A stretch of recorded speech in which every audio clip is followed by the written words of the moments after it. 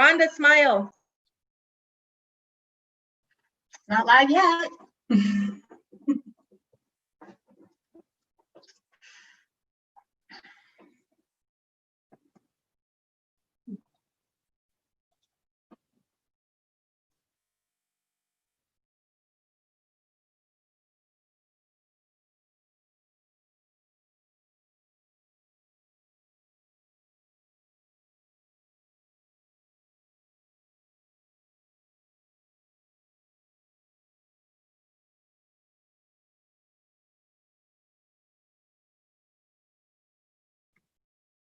Are we live?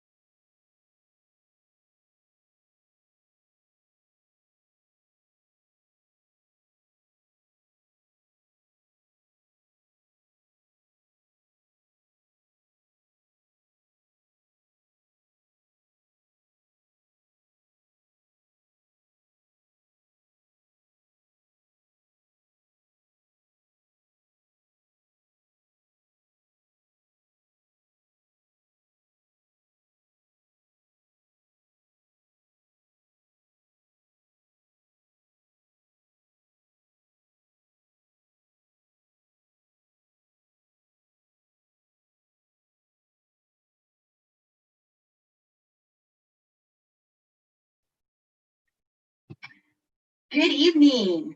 Welcome to the first ever La Costa Canyon Counseling live stream presentation as a follow-up to our Beyond High School senior presentation.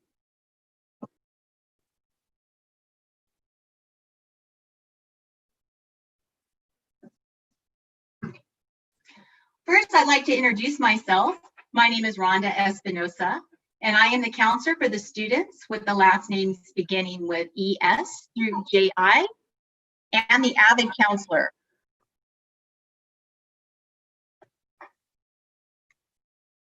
I'd also like to introduce our other presenters for this evening. We have Melissa Hernandez-Sear, counselor for the students with the last names beginning A through ER, and students with the EL program. We have Danielle Martinez, counselor for students with the last names beginning JO through PI, and the IB counselor for the diploma candidates. And we have Lori Mussel, counselor for students with the last names PL through Z. I'd also like to highlight on our screen Judy Mendez, who's our counseling assistant. Judy is a fantastic resource for parents if you have a general question or would like to set up an individual meeting for you and your student with the counselors. She's available Monday through Friday on campus and can help direct you and get everything set up as well. Now, this session is a follow-up to the Beyond High School presentation that was distributed on September 16th to students, families, parents. Over the last 2 weeks, we have generated a list of questions that came from the presentation and compiled them for this evening to review those. We've grouped the questions in certain content areas, and each one of us will be taking a section of questions and answering those for you as well. This program will be recorded for later review if you have any information you'd like to go back and see. So starting off with the presentation questions, we had parents pose some questions regarding the community college. It was asked, what is the Promise program at MiraCosta Community College? The Promise program at MiraCosta is an institutional or a site-specific financial aid program that covers tuition, mandatory fees, and can provide textbook support as well. To apply for the Promise program, a student must file their FAFSA, which is the free application for federal student aid, or a California DREAM Act application. When those are submitted, the student will automatically be considered for the MiraCosta Promise if they meet other eligibility requirements. First and foremost, the student that receives the Promise must be a first-time, full-time college student. That means that a student who has taken dual enrollment classes at high school or takes college classes the summer before the fall is still considered a first-time student in the fall. The student then must complete an admission application to MiraCosta College. The student then must enroll and maintain enrollment in 12 units or more for 4 consecutive semesters. They file their FAFSA each year. It must be a resident of California or be eligible under AB 540, and the student must maintain good academic standing. Many parents have asked, do other California community colleges have a similar program? And the short answer is no, but the good news is there are different ways that students can receive financial aid. Many community colleges do have a similar program that will waive tuition for the student. And there's also the California Promise Grant, which was formerly known as the Board of Governors Waiver, which helps support students with a lower income status, and there's certain requirements that they need to meet as well for that. We do encourage students, if they are looking at various community colleges, to research that information. We have great links on our counseling website for that research purpose, and it's something that you want to check out, because 2 years of free community college, it's a wonderful way to start out for students. Now, other things that students often ask, and parents as well, is when should I apply for community college?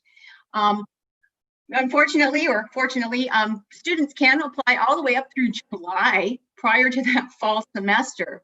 But honestly, we recommend that the students apply in early spring. January is a great time. We've also worked with MiraCosta College and had workshops in October and November where students can get ahead of the game. It allows them to complete the matriculation process in the spring, and that way they can qualify for priority registration.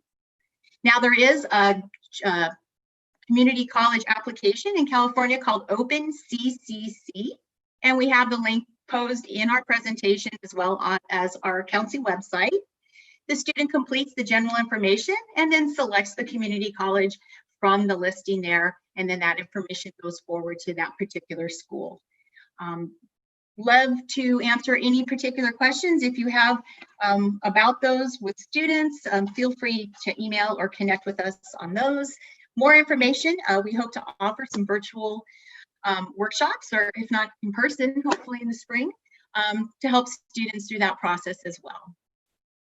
So with that in mind, I think we've addressed the community college questions that were posed. I'm going to pass the baton now to Melissa Hernandez-Sear, who will continue to answer the questions that were brought forward. Hello. I'm Melissa Hernandez-Sear, and I wanted to address the next question, which is how many college universities should my student apply to?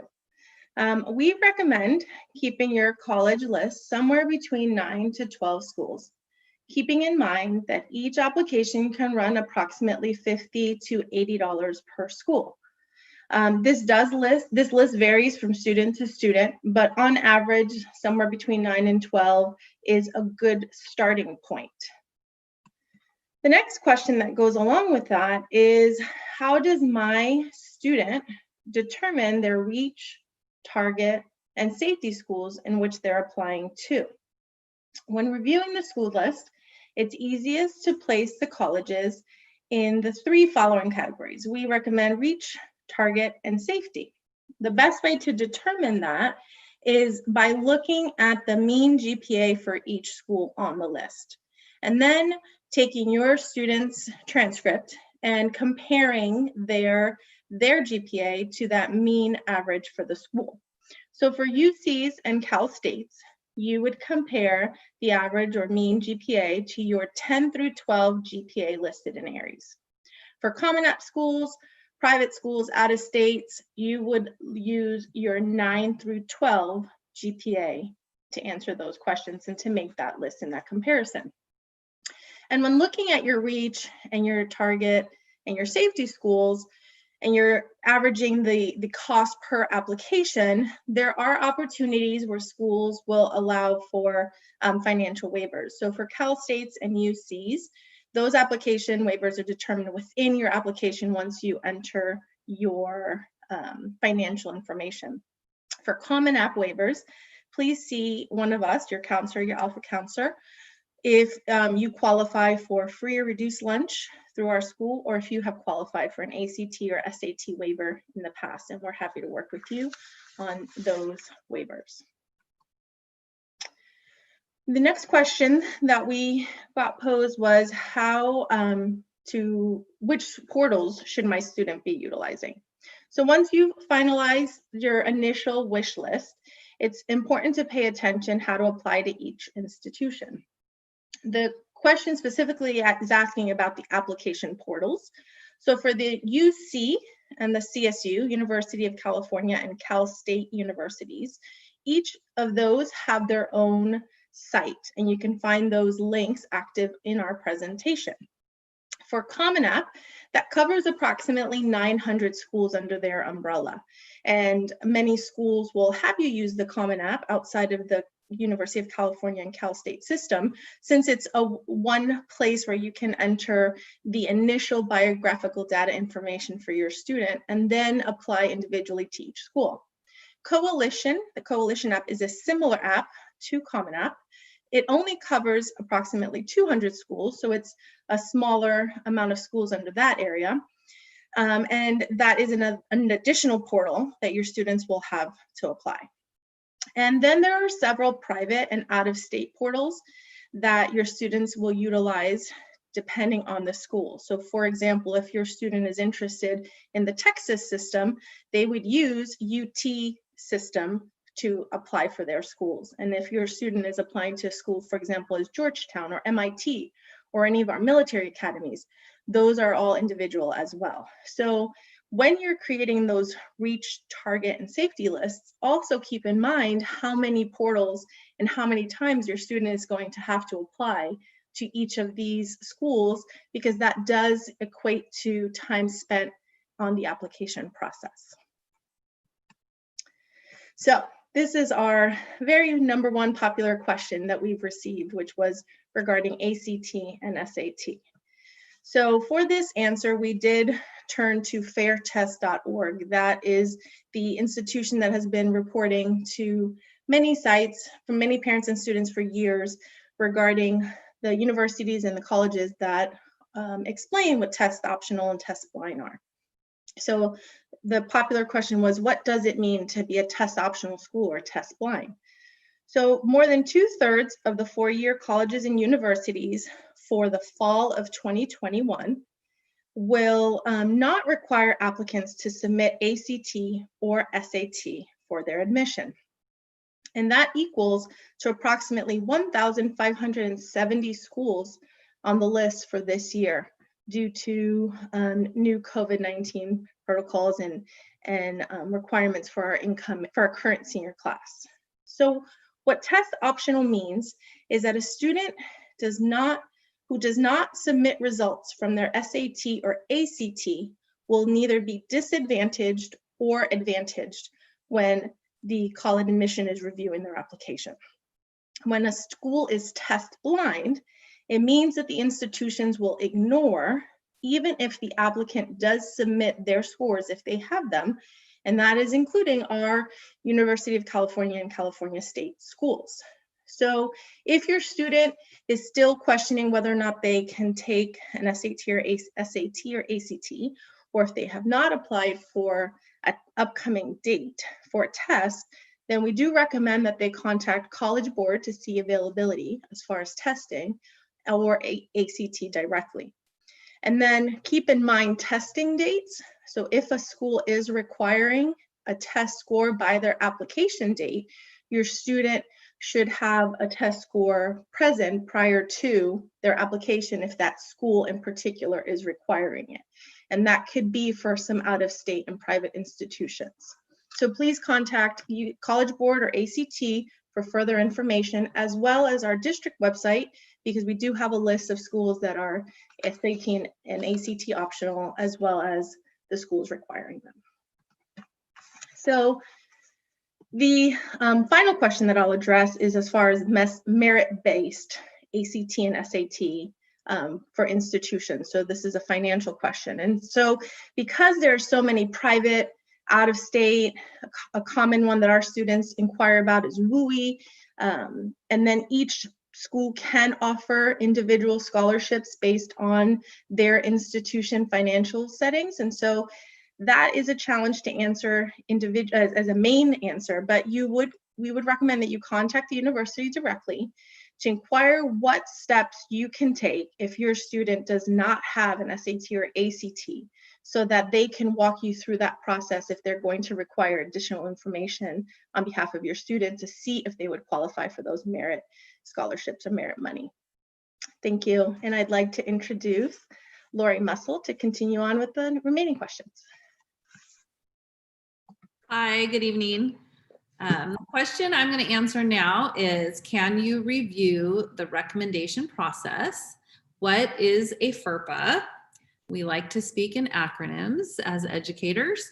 And does my student need a recommendation for their school, for their college or university?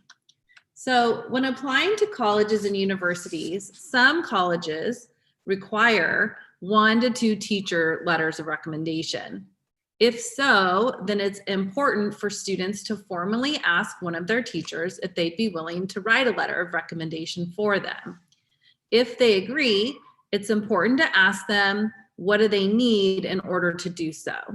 Some teachers will have their own brag packet that they would like filled out, while others will request a general brag packet.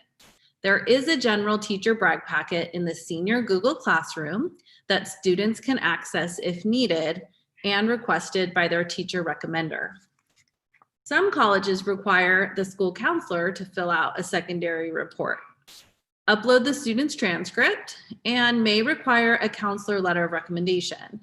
If so, then it's necessary for the student to email their counselor and ask if they're willing to complete the forms on their behalf, and if required, to provide a letter of recommendation.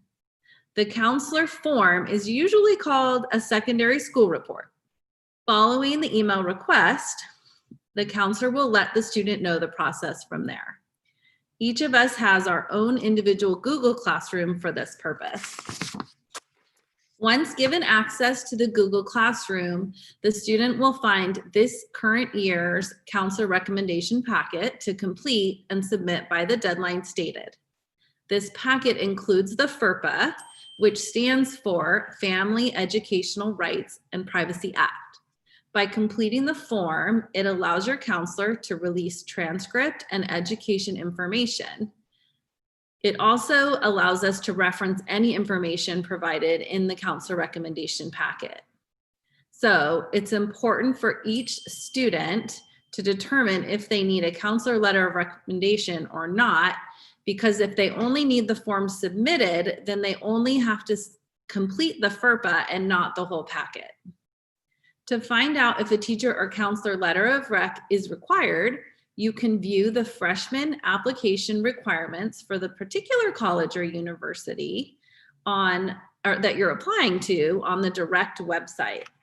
There is also a common application requirements grid that is posted on the senior Google Classroom that you can reference. It's also posted on the college planning and applying page under counselor teacher recommendation for your convenience. We want to support you in this process as much as possible, as we know it can be a tedious one.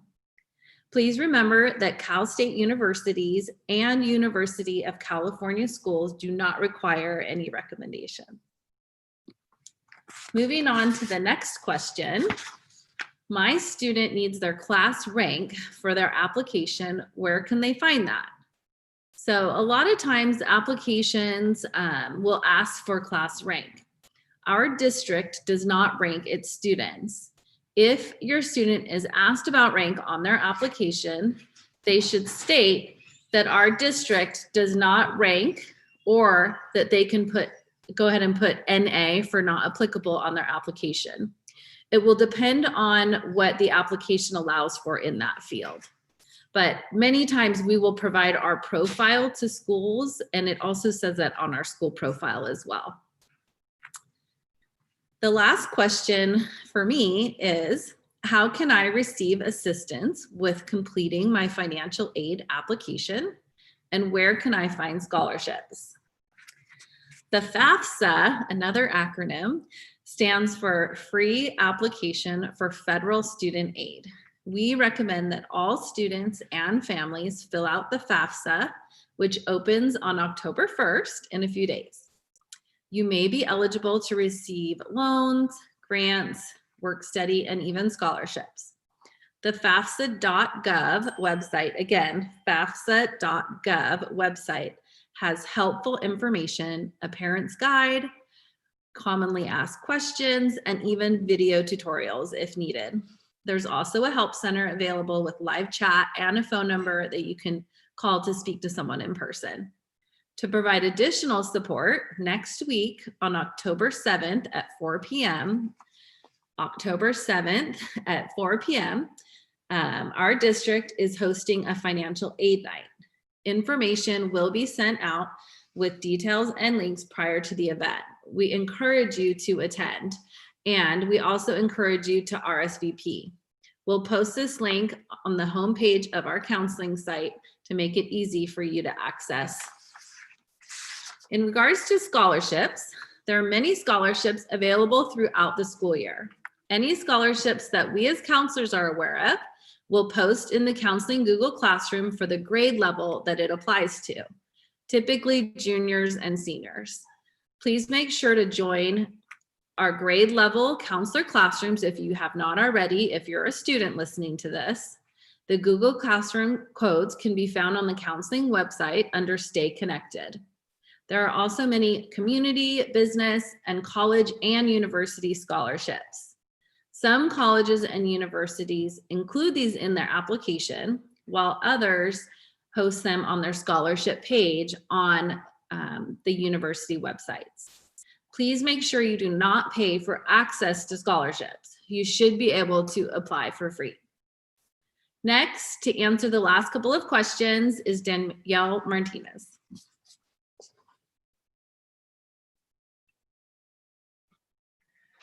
Hi, hope everybody's doing well. Thank you for hanging in there with us.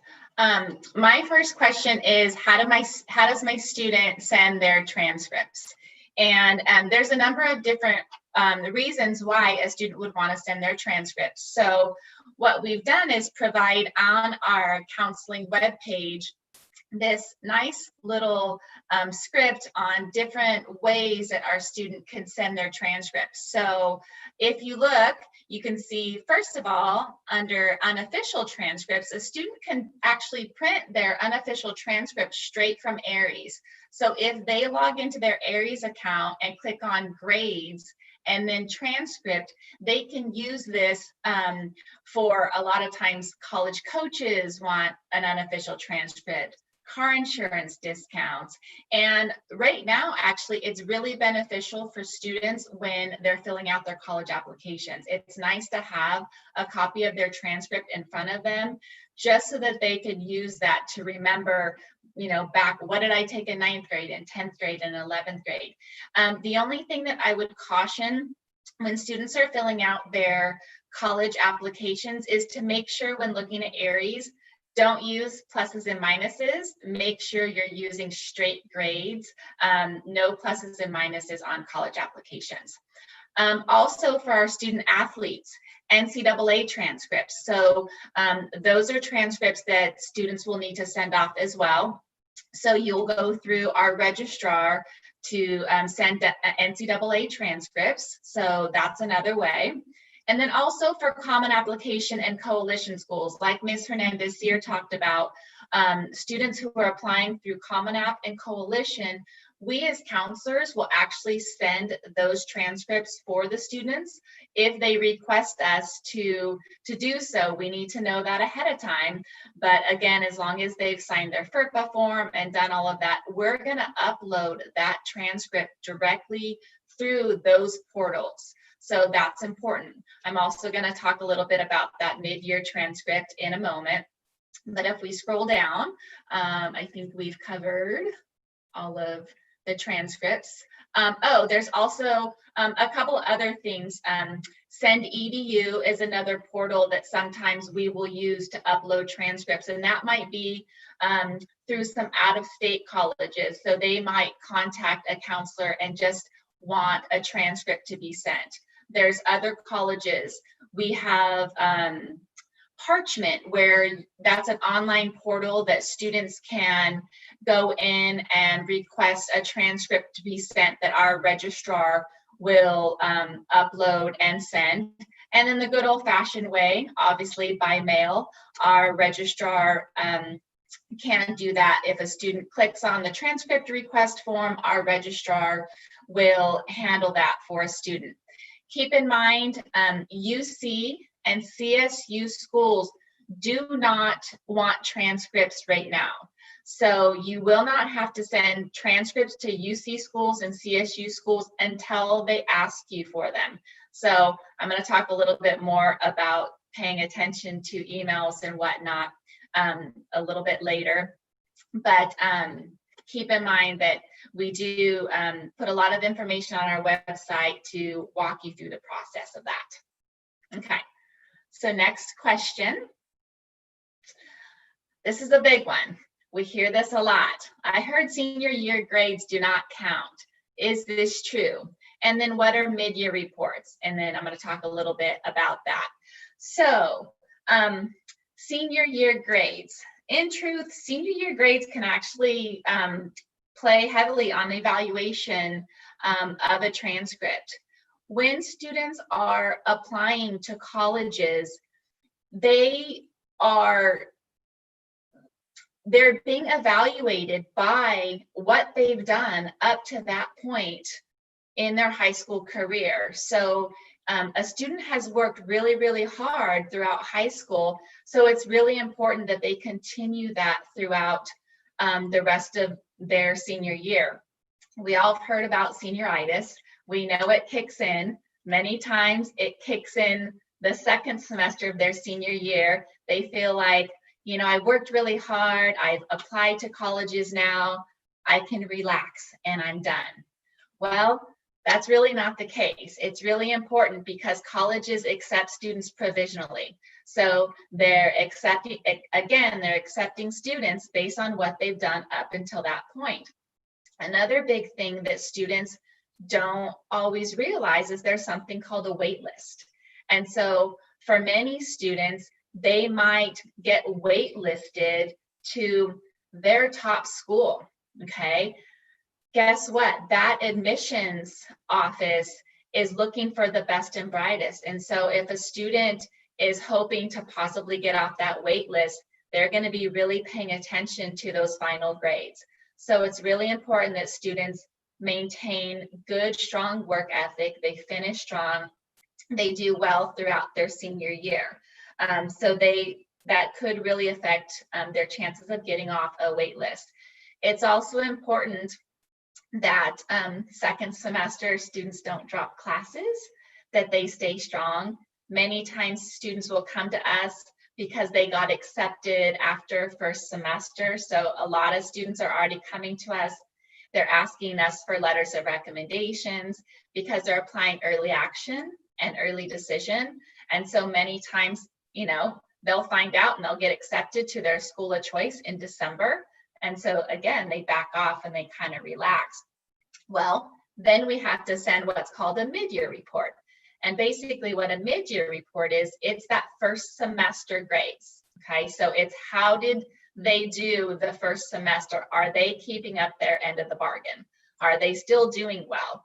If their grades slip, they can revoke that admissions letter.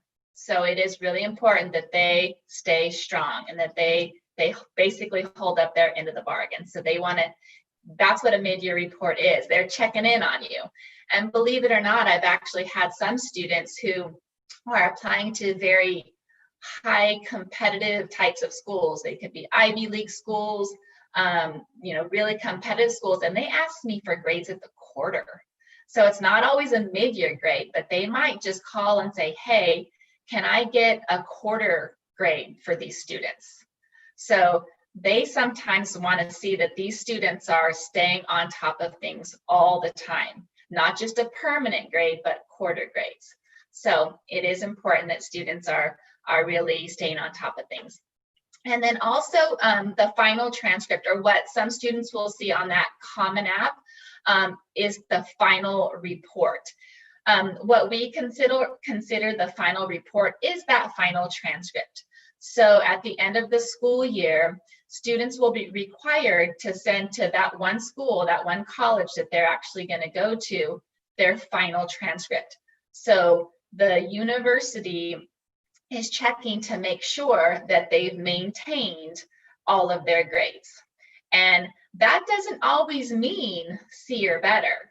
You know, what some universities are looking at is, did you maintain the same GPA that you had when we accepted you?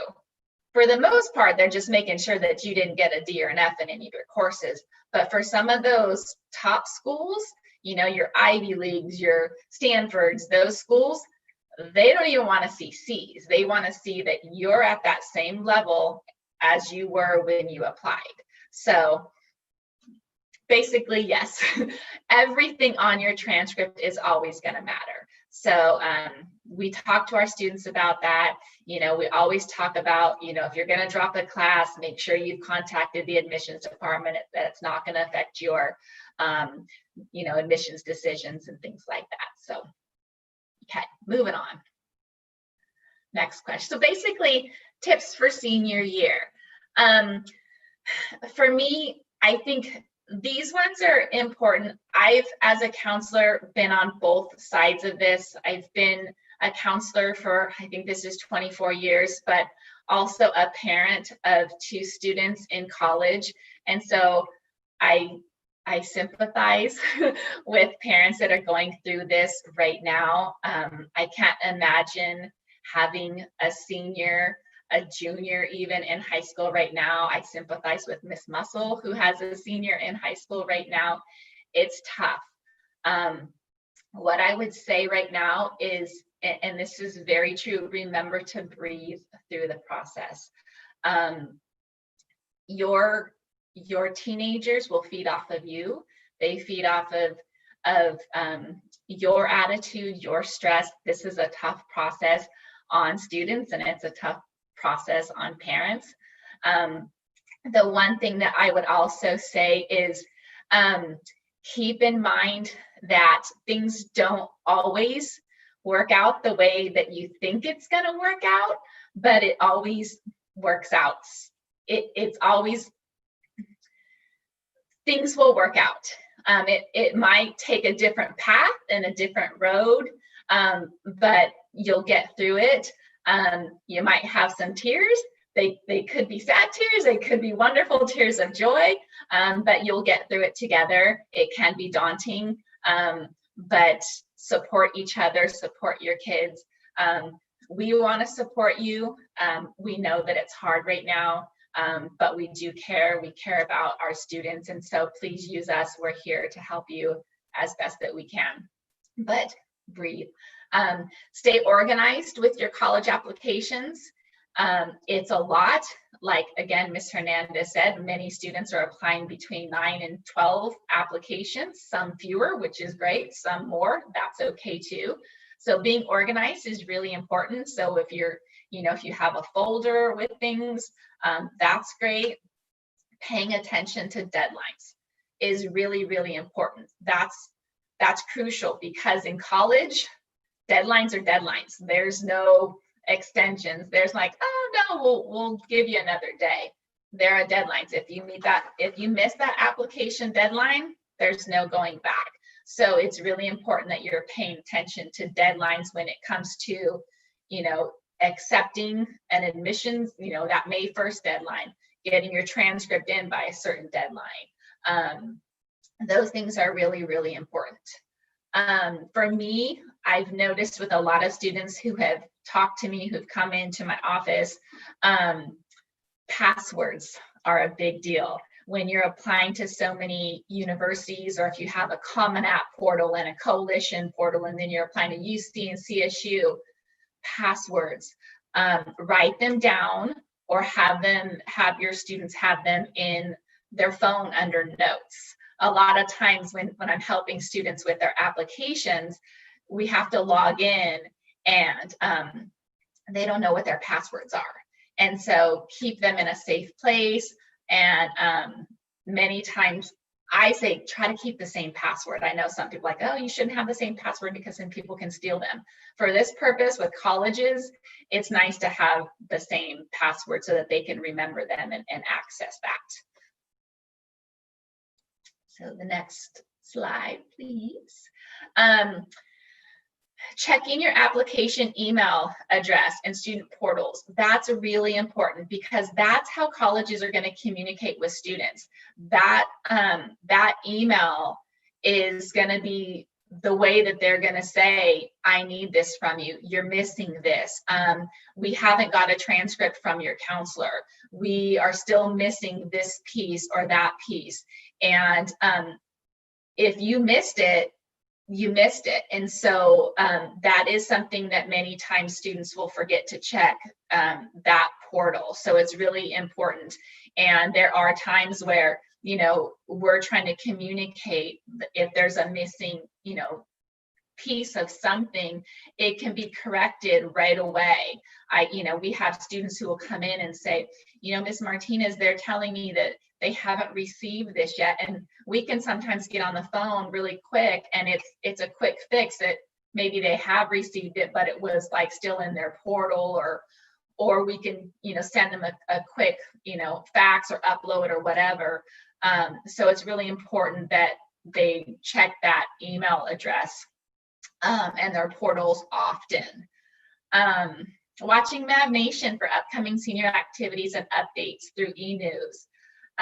That's important. Those are just things that, we're trying to put out there for students and families as often as possible, just to kind of keep you posted with different things that are going on, even in the counseling office.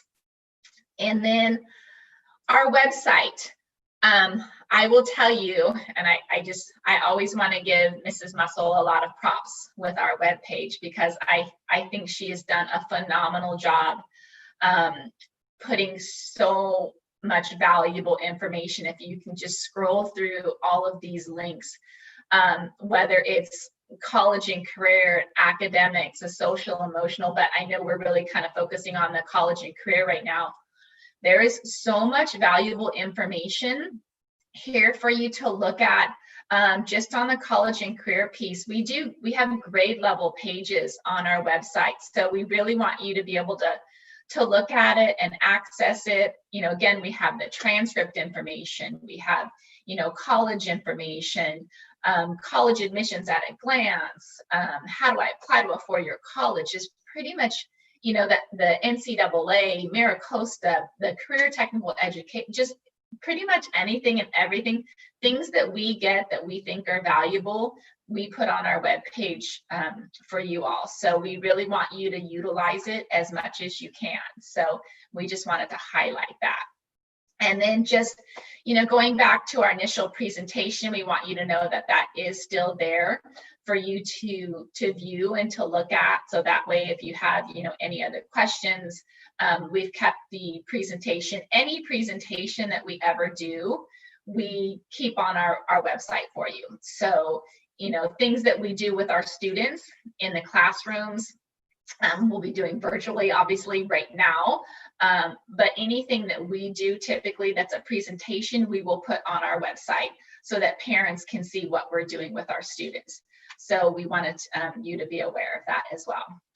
And I think for the last little slide, I'm going to pass that over to Ms. Espinosa. Thank you.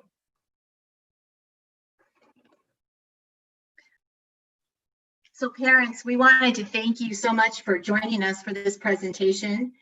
We know it's definitely a unique and unusual year for us to all be into this together, but just really wanted to let you know that, we as counselors are available.